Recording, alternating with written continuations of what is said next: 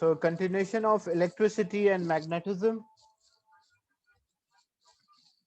resistance.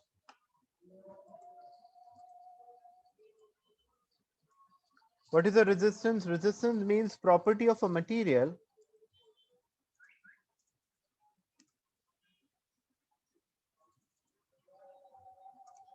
to stop or slow down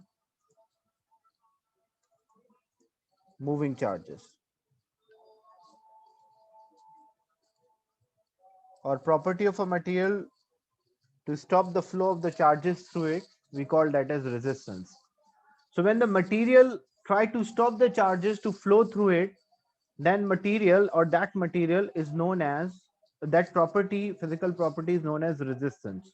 Example, you have a material, like two materials are there of same size and same length.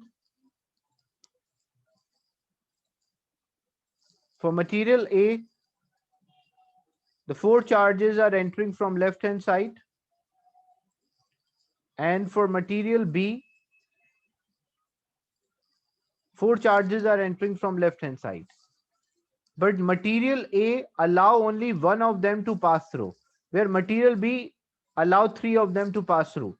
Which material is having a greater resistance?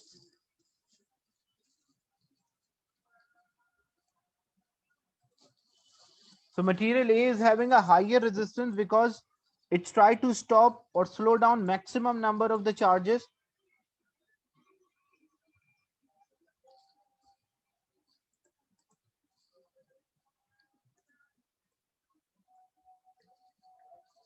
So when the material allow the maximum number of the charges to flow through it, it means it has low resistance.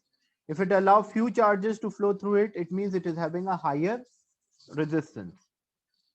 And if the material does not allow any charge to flow through it, then we call it has infinite resistance.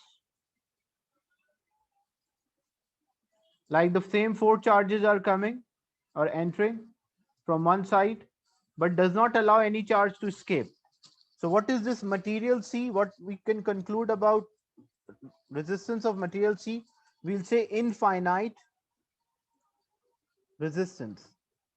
Means so high, or we cannot mention the value of a resistance that's very high. So we can also say it is infinite resistance. And when the material is having an infinite resistance, that material is known as insulator. Insulators, materials which does not allow the charges to flow through it.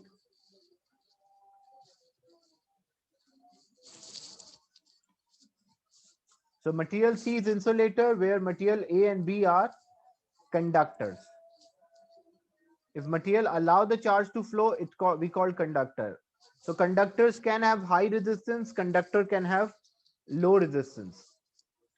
But materials which does not allow the charge to flow through it at all, we call them as insulators. The unit of the resistance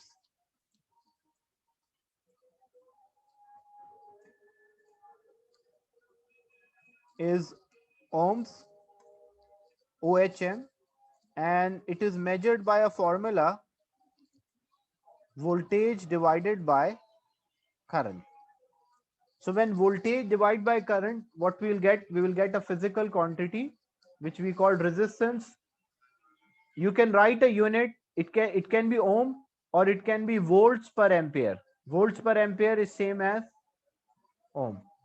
And instead of you writing ohm, you can use a Greek alphabet omega. So you can use this symbol to write the resistance or mention the resistance of a material. Example, this is unknown material, like material with unknown resistance, and I want to find the resistance. So practically how we can find the resistance?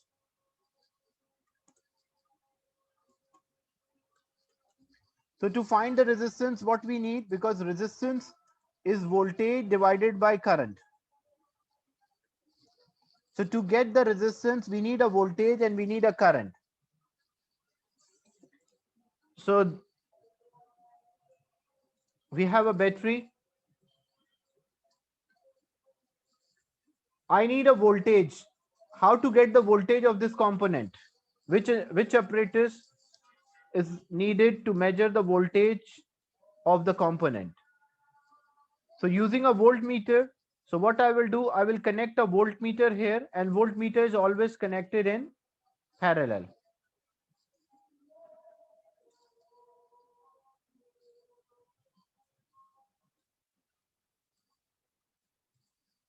So this will be a voltmeter.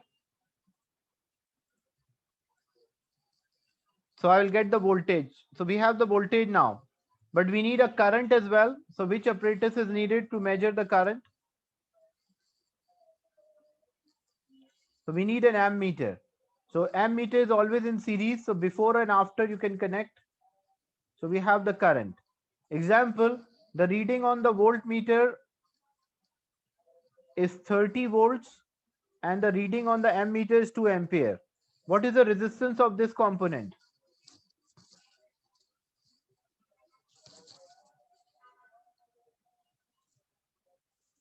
So that is equals to 15 ohms, because resistance is a ratio between voltage and current.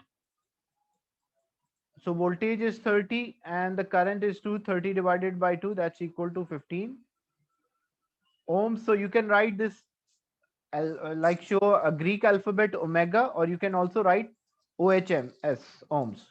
Both are correct. But normally you will find this Greek alphabet omega is written, which is also a unit for resistance, ohms.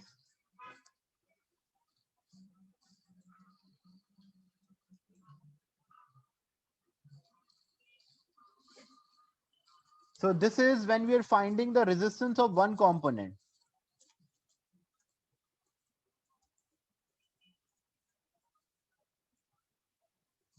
But if we are finding the resistance of the total circuit,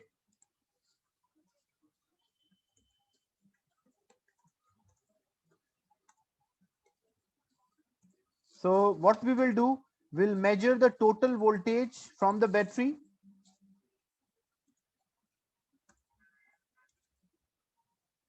and current from the battery. So example, we have this circuit which is a combination of series and parallel. It has component which is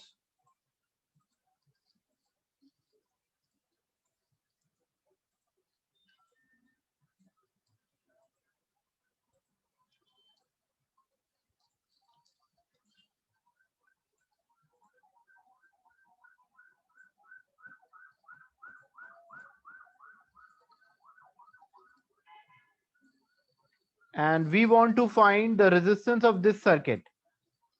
So to find practically to find the resistance, we need the total voltage and we need the total current. So which from where we get the total voltage? So total voltage is across the battery, because the total voltage, what is the voltage of the battery? That will be the total voltage across this all component. Multiply by or divided by, sorry, not multiply, because we need a resistance. So that is divided by total current. So we'll get the total voltage and total current. So resistance of this circuit will be total voltage divided by total current. Example, if total voltage is 2 and the total current is 0.5. So what is the resistance here? If the total voltage of the battery is 2 and the total current which enter the circuit is 0.5. So what is the total resistance of the circuit? That's equal to 4 ohms. So if you need total resistance of the circuit, then voltmeter and ammeter parallel to the battery. But if I say I want a resistance of only this part, so if I need resistance of R1, so then what I should do, I will connect a voltmeter across R1 and ammeter in series to R1. That reading of a voltage and current will give me the resistance of R1 only. But if I need total, then it should be voltmeter parallel and ammeter in series. Is it clear?